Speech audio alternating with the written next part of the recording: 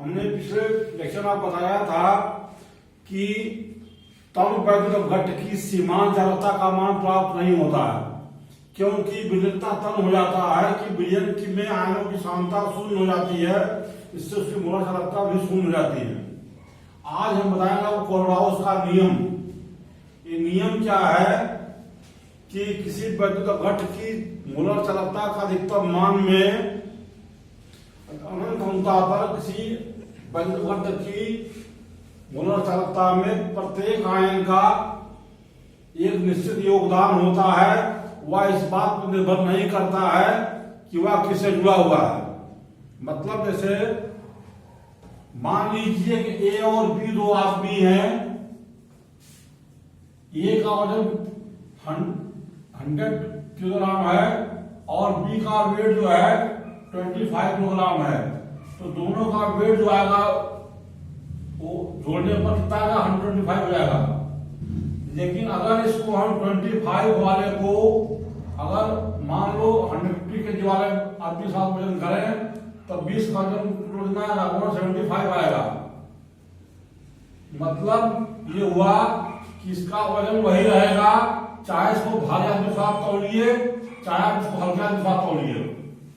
इसी प्रकार से किसी भी आयन की जो चालकता होती है उससे कुल चालकता में योगदान निश्चित होता है। वह इस बात पर निर्भर नहीं करता है कि वह किससे जुड़ा हुआ है। इसी नियम का उपयोग करके तो घट की सीमांत चालकता या अधिकतम चालकता का मान हम ज्ञात करते हैं। जैसे आप देखिए कि ये आपका हुआ सोडियम एसीटेट, ये स्ट्रॉन्ग इलेक्ट्रोलाइट है। ये जब आयनाइज होगा तो ये देगा एन इनफाइनाइट डायल्यूशन।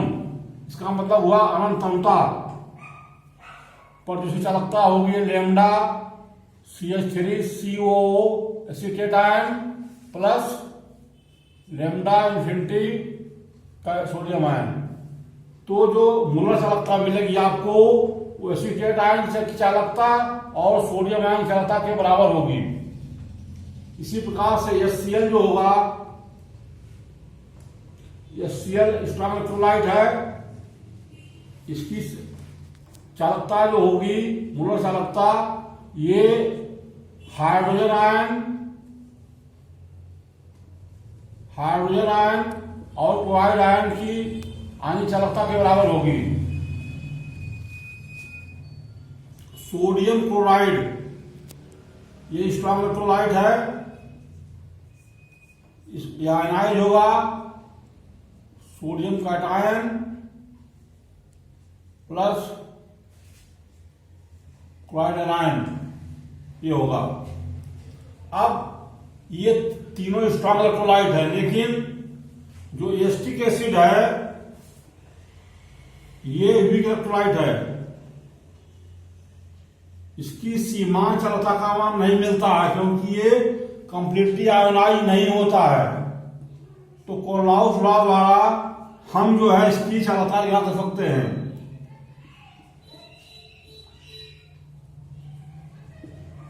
ये हाइड्रोजन होगा।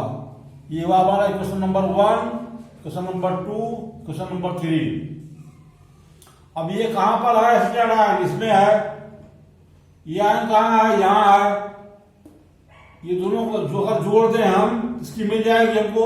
ये यहां पर ये और सोडियम आयन यहाँ है, क्लोराइड आयन यहाँ। अगर हम क्वेश्चन नंबर 1 और 2 जोड़ दें और थर्ड को घटा दें दोनों से तो हमको इसकी मिल जाएगी। देखो हम लिख रहा है equation 1 plus 2 equation 2 minus equation 3 कर दीजिए। ये होगा लैम्डा इन्फिनिटी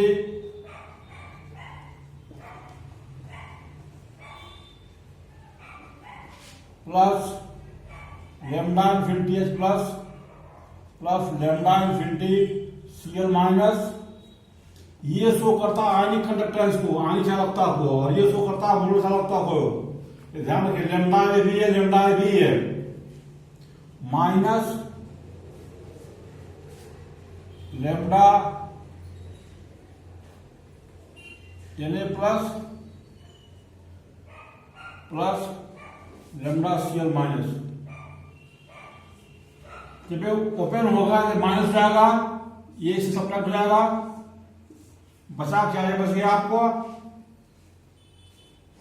ये आएगा आपका इक्वल टू होगा मोलर कंडक्टेंस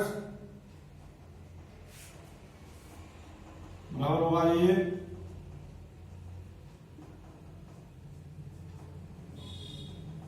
अब आप देखिए यहां पर हमको एसटी के फिट की मोलर चालकता मिल गई पूरी।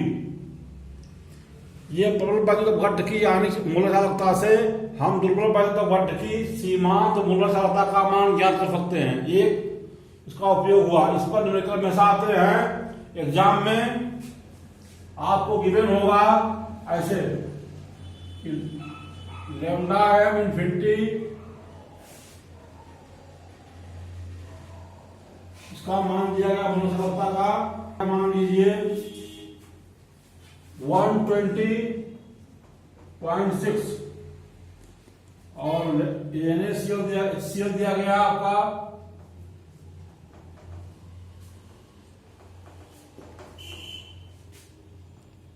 426.1 और lambda m infinity NaCl given है हमको 91.0 ये गिवन है। और एग्जाम में आएगा कि आप बताइए कि इन आंकड़ों द्वारा बताइए कि एसटी के फील्ड की मोलर चालकता क्या होगी अनंतता पर, अनंतता पर एसटी के फील्ड की मोलर चालकता क्या होगी। तो आप देखिए यहां पर हमको निकालना एसटी के फील्ड की। एसटी के फील्ड के दो भाग हैं, एक भाग ये है, एक भाग ये है। ये भाग कहाँ है, यहां है। ये भाग कहाँ है, यहां है।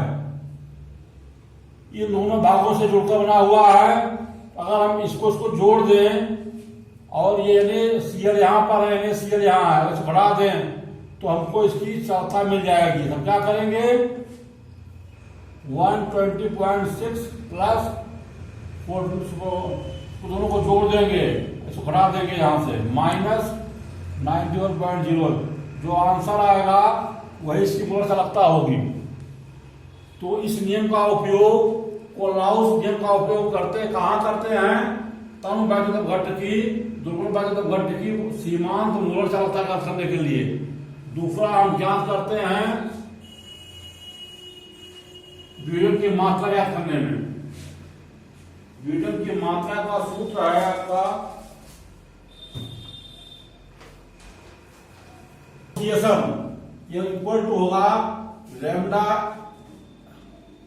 C infinity upon lambda m infinity.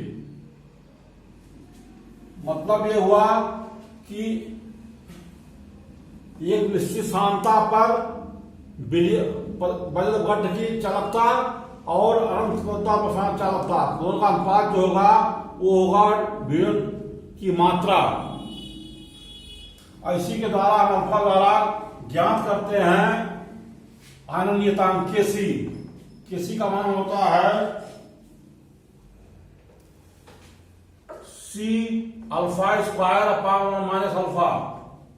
C क्या है, C जो है वैद्युत घट की सांद्रता हुई, अल्फा उसकी विभेदन की मात्रा हुई और ये उसकी मूलक संख्या हुआ माइनस अल्फा हुआ है। तो ये आपका उपयोग हुआ कोलराउस के नियम का हर साल बोर्ड में, और यहां तक कि जेईई मेंस में इस पर क्वेश्चन आते हैं कोलराउस लॉ पर। आप इसको समझ लीजिए, कुछ करना नहीं इसमें है। जैसे एग्जाम्पल मैं आपको दे रहा हूं,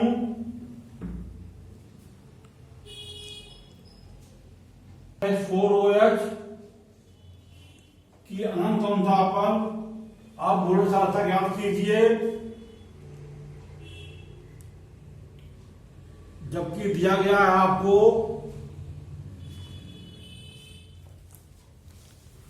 NH4Cl दिया गया है। NH4Cl का की मोलर चालकता दी गई है आपको अनुता पर, यह है आपका 129.8। NaOH गिवन है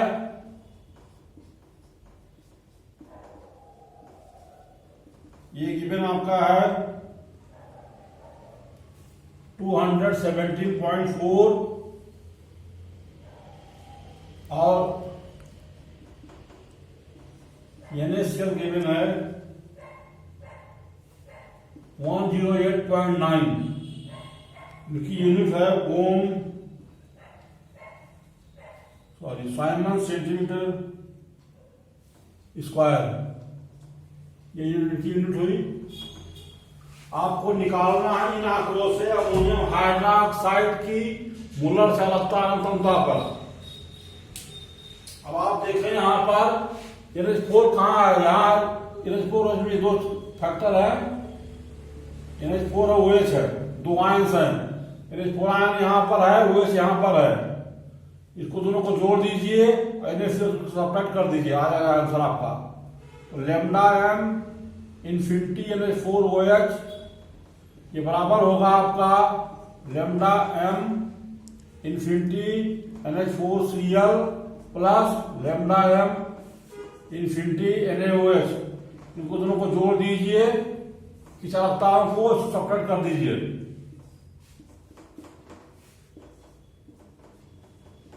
आपको आंसर आ जाएगा इसका सीधा। और ये आपके बोर्ड एग्जाम में 2 नंबर का क्वेश्चन आएगा। CBSE English medium Hindi medium दोनों में आता है। यूपी बोर्ड हो, बिहार बोर्ड हो, सबका सेम पैटर्न है और 30 नंबर के क्वेश्चन आएंगे आपको। मैं समझता हूं कि आपको समझ में आ गया होगा। अगर कोई प्रॉब्लम होगा कमेंट बॉक्स में लिखिए, हम बताएंगे आपको। मैं आपको कामना करता हूं। धन्यवाद।